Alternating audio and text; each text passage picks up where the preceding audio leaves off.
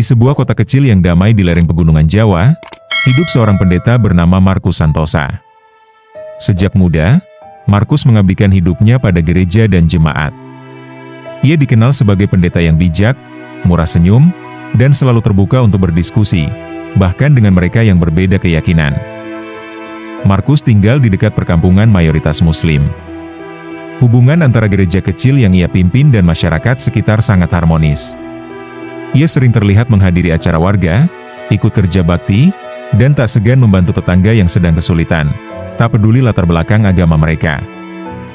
Suatu hari, Markus jatuh sakit cukup serius. Selama berbulan-bulan, ia dirawat di rumah sakit.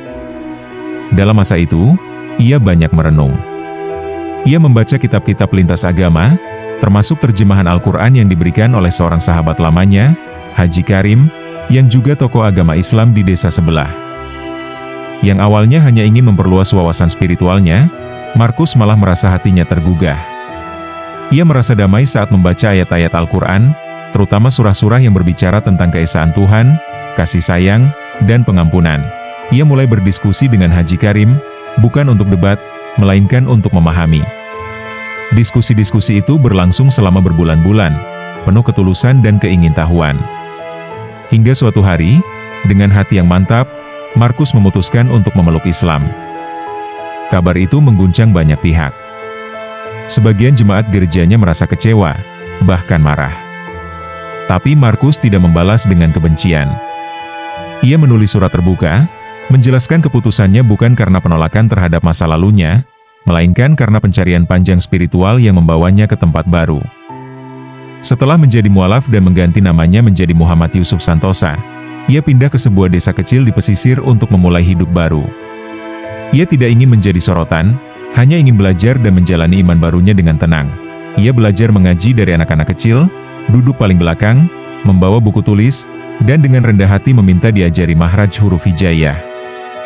Banyak yang terharu melihat kerendahan hatinya. Lambat laun, dengan ketekunan dan bekal pengalamannya sebagai pendeta, ia mulai memahami Islam lebih dalam. Ia belajar tafsir, hadis, dan sejarah Islam dari berbagai guru. Beberapa tahun kemudian, masyarakat mulai memintanya mengajar anak-anak. Awalnya ia ragu. Tapi ketika melihat betapa hausnya anak-anak akan ilmu, ia pun menerima. Yusuf menjadi guru ngaji yang unik. Ia mengajarkan anak-anak tidak hanya membaca Al-Quran, tapi juga memahami nilai-nilainya. Ia bercerita tentang kesabaran Nabi Ayub, kasih sayang Rasulullah, dan keadilan Umar bin Khattab.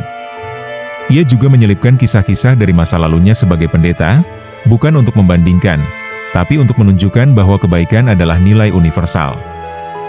Pesantrennya tidak megah. Hanya sebuah bangunan sederhana beratap seng. Tapi setiap sore, puluhan anak datang, duduk bersila, dan belajar. Orang tua mereka pun sering ikut mendengarkan dari kejauhan. Masyarakat mulai menyebut tempat itu sebagai Langgar Damai, karena suasananya yang tenang dan bersahaja.